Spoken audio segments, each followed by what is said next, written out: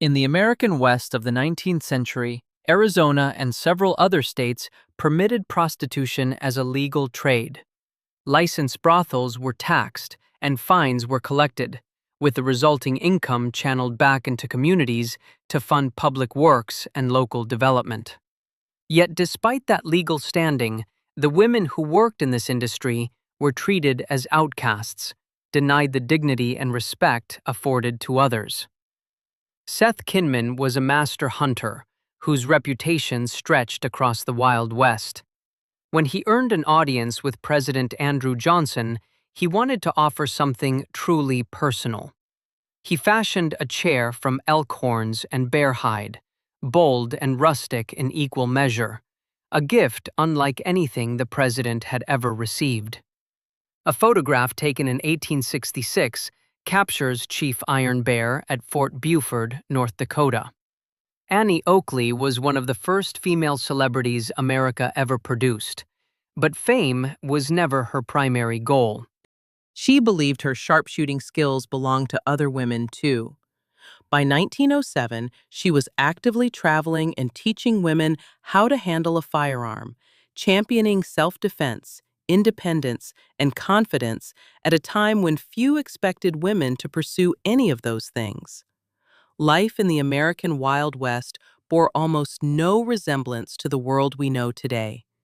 In one remarkable case, an ordinary cow became the daily hero of an entire community, faithfully carrying 7 children to school on her back every morning without fail. A photograph from 1890 shows Indian scouts at the 101 Ranch in Bliss, Oklahoma, engaged in the work of skinning a buffalo. Hunting was woven into the fabric of Wild West life, and few regions demanded more from a hunter than the Four Peaks area of Arizona.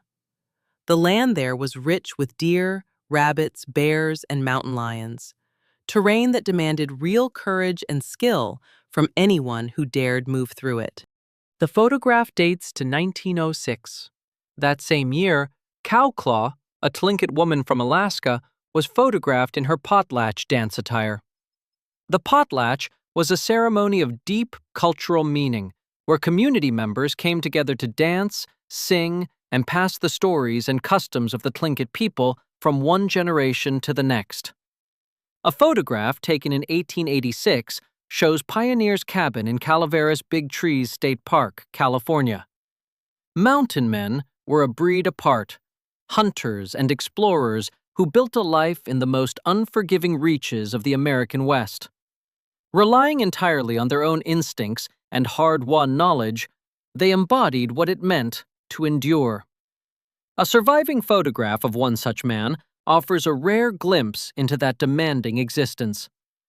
Images of Shoshone Indians survive from the years between 1880 and 1910. A photograph of an Indian boy and his dog in Utah was taken in 1874. The Holiday Overland Stage Office in Denver, Colorado was captured between 1865 and 1870. Quanah Parker, the last chief of the Comanches, stood at the center of one of the most intense conflicts of the Wild West era.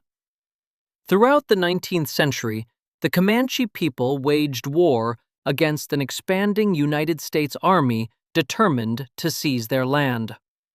As their leader, Quanah Parker fought fiercely to protect his people and preserve the traditions that defined them. The Hatfield family sat for a photograph in 1888. The image captures their pride and solidarity, offering a window into the legacy they left on the history of the American West. A photograph from 1890 shows cowboys changing horses during a roundup in South Dakota. One of only 2 confirmed photographs of Billy the Kid exists from 1877. In it, Billy sits with his companions playing cards somewhere in New Mexico. Though worn with the passage of time, the image remains among the most iconic artifacts of Wild West history. A photograph taken between 1887 and 1892 shows cowboys in the act of roping a buffalo on the open plains. The Rufus Buck Gang stood out even in an era full of outlaws. Composed of young African American and indigenous men, they staged a deliberate rebellion against the established order through robberies, thefts, and kidnappings, terrorizing communities across the West. Local and federal authorities pursued them relentlessly. After a series of confrontations, the gang was captured and sentenced to hang. Klondike miners were photographed at Skagway, Alaska in 1897. Geronimo is one of the most recognized indigenous leaders in American history. For years, he led his people in armed resistance against United States forces, defending their homeland from seizure. His strikes against American settlements and military units made him one of the most formidable adversaries the U.S. Army ever faced. Cattle were being loaded at McCoy Stockyard in Abilene, Kansas, in a photograph from 1867. Joe Black Fox, a Sioux Indian, was a featured performer in Buffalo Bill's Wild West show. He took part in battle reenactments and tribal dances, bringing his people's traditions to audiences across the country and beyond. His time with the show also gave him the rare opportunity to travel the world and encounter cultures far from his own. The old mission church at Zuni Pueblo in New Mexico was photographed in 1873. Judge Roy Bean was among the most colorful figures the Wild West ever produced. Known as the law west of the Pecos, he ran his courtroom with little regard for formal procedure, reportedly presiding over cases while intoxicated. He also claimed to have received his appointment directly from the president, a detail historians have never been able to verify. Washing and panning for gold at Rockerville, Dakota, was captured in a photograph from 1889. James Butler Hickok, known everywhere as Wild Bill, was among the most legendary gunmen in the history of the American West. His skill with his signature pair of pistols was renowned. Over the course of his life, he served as a buffalo hunter, stagecoach guide, and lawman, but it was his reputation as a gunslinger that truly set him apart.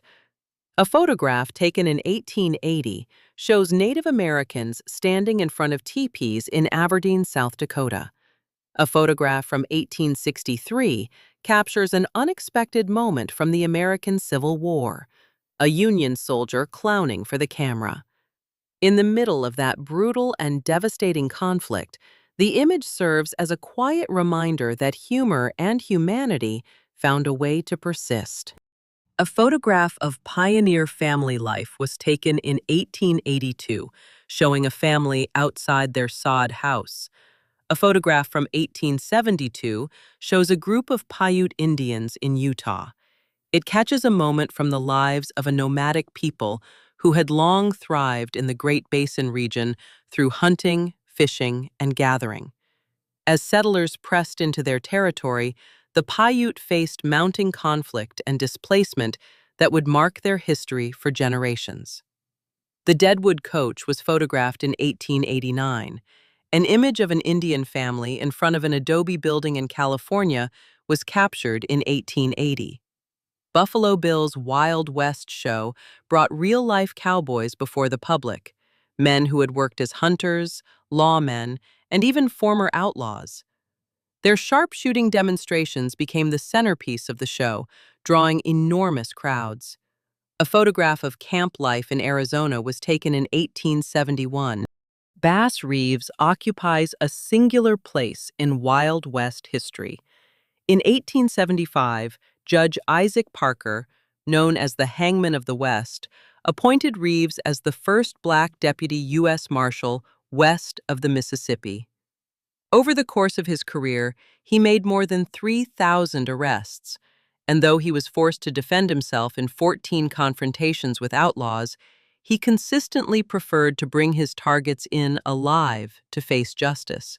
The white dance was a particular social tradition of the Wild West era in which women took the initiative, approaching men and requesting a dance. Some would kneel as they made the invitation, a gesture understood as a mark of genuine respect and admiration.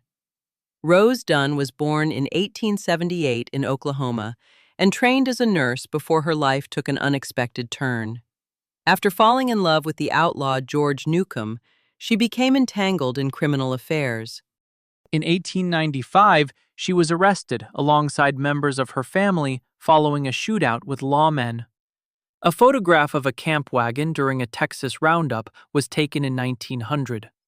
A photograph from 1907 in Tascosa, Texas, shows cowboys unwinding at a local bar. The men's expressions vary, some relaxed and smiling, others guarded and serious. And together, they offer a vivid snapshot of an ordinary day in the Wild West. The California Concord stage was photographed leaving Virginia City in 1866. Cradling placer mining was captured in a photograph from 1871. George Carmack, a miner, was photographed standing outside a log cabin in the Yukon Territory in 1897.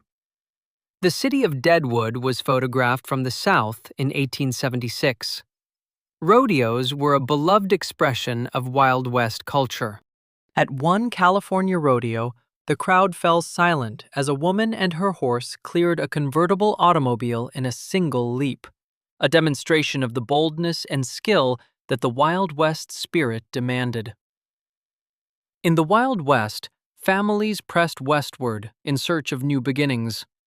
A pair of sisters in Custer County, Nebraska, built their home from the land itself, cutting and stacking sod blocks, relying on packed earth and grass for both walls and insulation. Ralph Tex Madsen, an American cowboy, attracted attention wherever he traveled thanks to his remarkable height of over 2 meters.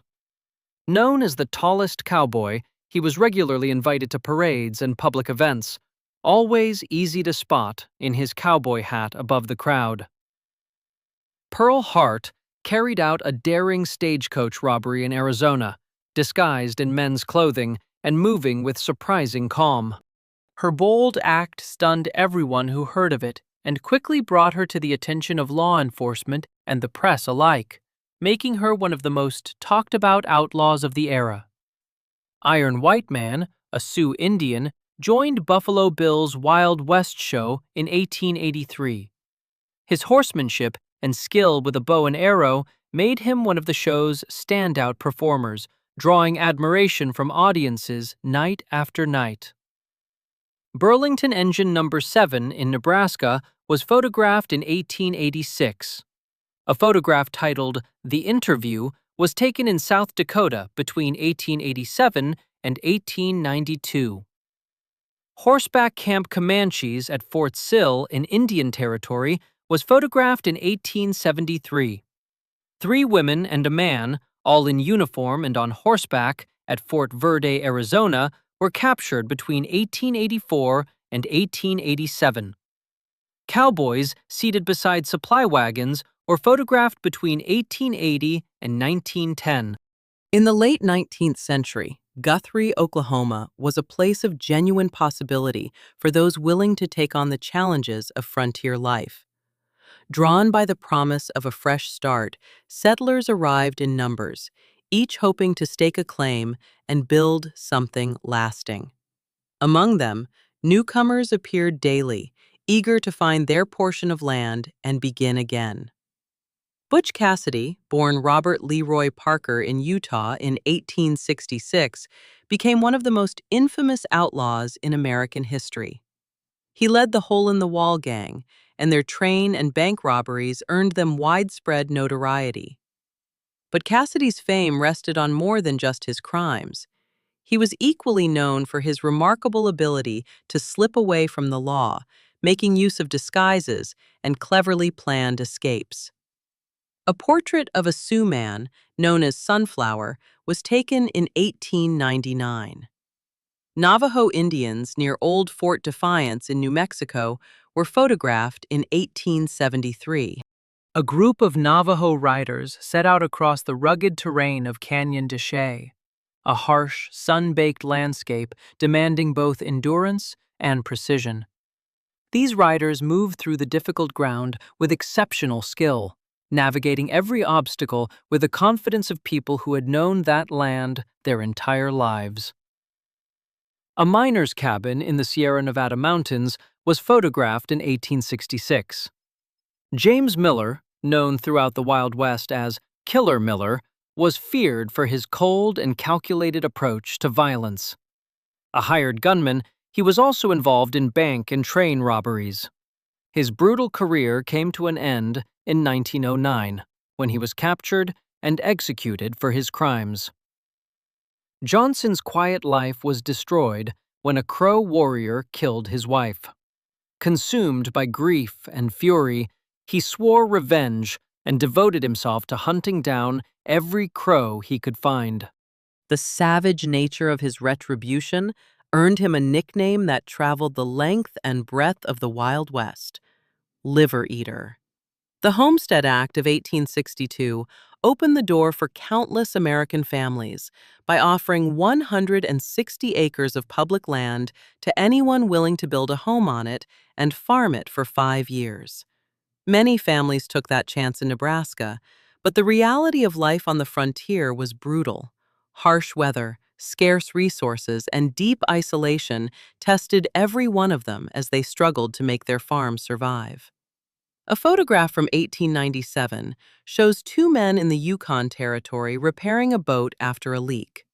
A captivating photograph taken in 1871 by William Henry Jackson in Nebraska shows the indigenous leader Patalo. At that time, native tribes across the region were confronting devastating pressures: the loss of ancestral land and the looming threat of forced assimilation into a culture not their own. Cowboys from the XIT Ranch in the Texas Panhandle were photographed in 1902. Billy the Kid broke out of custody not once, but twice. The first time, he killed 2 guards. The second, he dug his way through a cell wall using nothing but a spoon. For all his notoriety as an outlaw, he was known among those who knew him personally as a charming and sociable man. Among his friends was Sheriff Pat Garrett, a friendship that would eventually give way to a bitter enmity. A photograph taken on the summit of the Sierra Nevada mountains dates to 1866. J.M. Webster and his family were photographed in Wyandotte, Kansas, in 1867.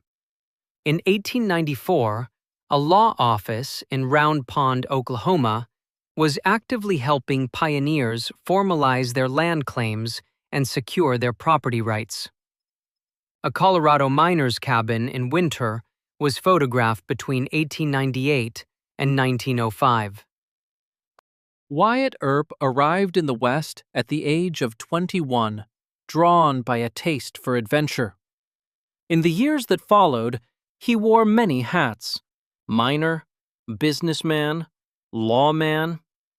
But the moment that fixed his place in history came in 1881, during the gunfight at the OK Corral in Tombstone, Arizona. That brief, violent exchange turned him into a lasting symbol of frontier justice. Geyser Springs, in Sonoma County, California, was photographed in 1880. A railroad bridge across the Kansas River was photographed in 1867. A surviving photograph tells the story of the Deadwood Stagecoach, one of the most famous coaches in the history of the West. Built for security, it regularly transported high-value cargo, including mail and gold, which made it a constant target. To keep its passengers and cargo safe, the coach carried a well-armed team of men prepared to repel any attack. The old cabin home in South Dakota was photographed between 1887 and 1892. A photograph taken in 1903 shows Calamity Jane standing at Wild Bill Hickok's grave in South Dakota. The two had first crossed paths in 1876, and although historians debate the nature of their relationship, their bond remains one of the enduring stories of the Wild West.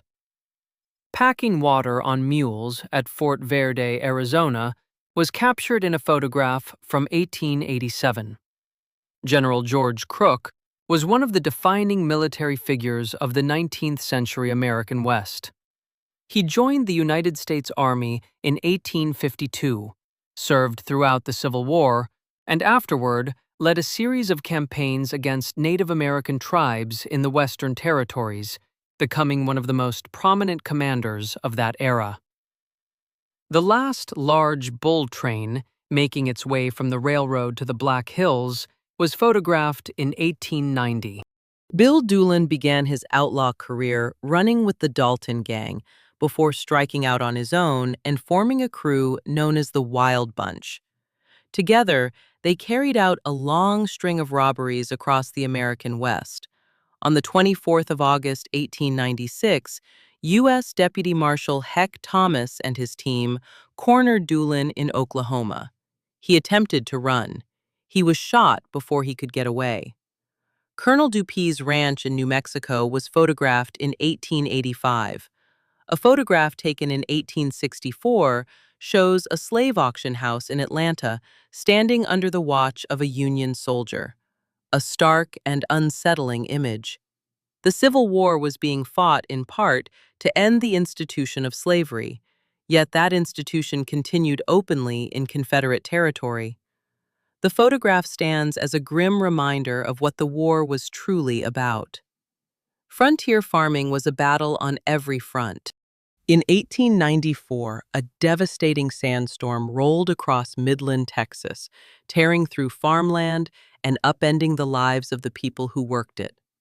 A photograph from that day preserves the sheer force of the storm. A train at the Short Line Depot in Boise, Idaho, was photographed between 1880 and 1900. John Delane's wagon shop in Broken Bow, Custer County, Nebraska, was captured in 1889. A hotel tent along the Grand Canyon Stage Road in Arizona was photographed between 1890 and 1899. 40 Indian canoes were photographed at DIA in 1897. Dick Lom, returning home with antelope in Wyoming, was captured in 1888. A mule-drawn water wagon at Fort Verde, Arizona, was photographed in 1887. Roundup scenes on the Belle Fourche were captured in 1887. Hydraulic mining at Rockerville, South Dakota, was photographed in 1889. A hunting camp at Peck's Lake, 21 miles north of Fort Verde, Arizona, was captured in 1887. The Annie, the first boat ever launched on Yellowstone Lake, was photographed in 1871. Chinese immigrants were photographed in 1871. The principal street of Prescott, Arizona, was captured in 1877. The drover's cottage at McCoy's Stockyard in Abilene, Kansas, was photographed in 1867. A prairie schooner from the 1850s was captured in 1894. Officers' quarters at Camp Apache, Arizona Territory, were photographed in 1871. A deer hunt near Deadwood in the winter of 87 and 88 saw two miners, McMillan and Hubbard, bring home their game. Chinese miners were photographed in Tuolumne County, California, in 1866. A western ranch house in the Dakotas was captured in 1888. Ox teams at Sturgis, Dakota Territory, were photographed between 1887 and 1892. The camp of the 7th Cavalry at Pine Ridge Agency, South Dakota, was photographed on January 19, 1891. Teepees on the Columbia River were captured in 1922. The Oklahoma Land Rush was photographed in 1889. A Sioux City party at the Great Hot Springs of Dakota was photographed in 1889. Gold miners in Colorado were captured in 1898. Freighting in the Black Hills was photographed between 1887 and 1892. Buffalo at Water were photographed in 1904.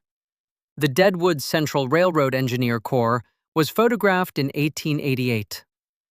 A group returning to camp in Well-Crowned, Oregon, was captured in 1880. Stacking alfalfa hay at the Stockdale Ranch in California was photographed in 1888. A Montana mine was photographed in 1889. The Wells Fargo and Company Express office in Virginia City, Nevada, was captured in 1866.